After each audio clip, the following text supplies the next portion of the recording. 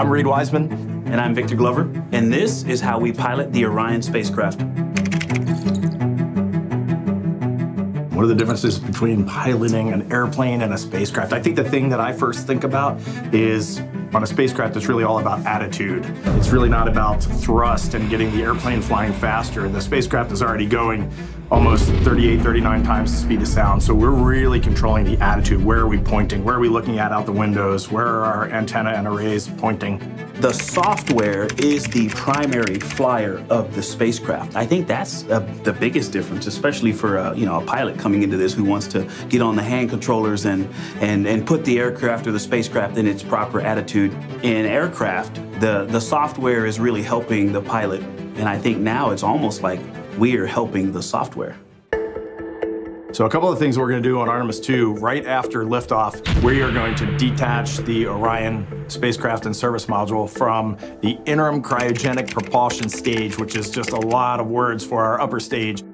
During that, Victor will be physically flying with the rotational hand controller, the translational hand controller, and doing station keeping on this upper stage. This phase of the testing will be to simulate the flying that we would do if we were docking to another spacecraft like our lander or to our gateway.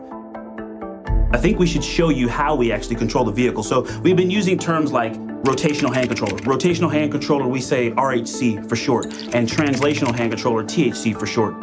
In an aircraft, you would have a stick and a throttle, but it's the things that you put your hands on to control the spacecraft. We will pitch, roll, and yaw. Those are the three axes in each direction. And then we will also go up, down, left, right, in, and out, and we will assess how precisely that we can control the spacecraft.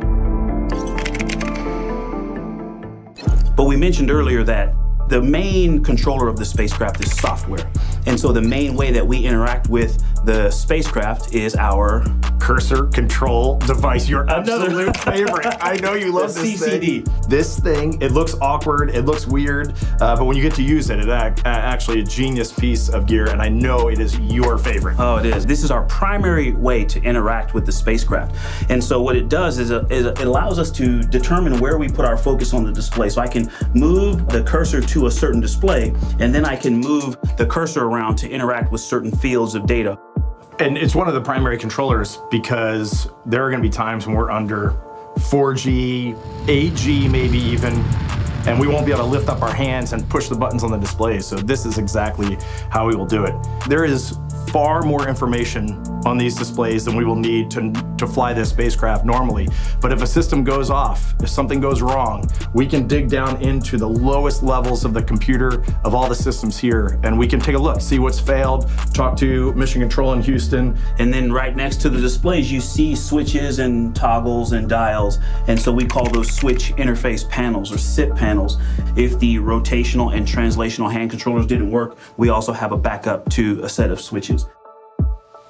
Hi, my name is Jeff Simmerow, and I work for Lockheed Martin. We're here in the Exploration Development Laboratory, where we do integrated testing and verification of the GNC flight software for the Artemis program. GNC stands for Guidance, Navigation, and Control. Guidance is basically, where do we want to go? Nav is, where are we? Controls is, how do we get from where we are to where we want to be? This is the software that interfaces with both the translational and rotational hand controllers.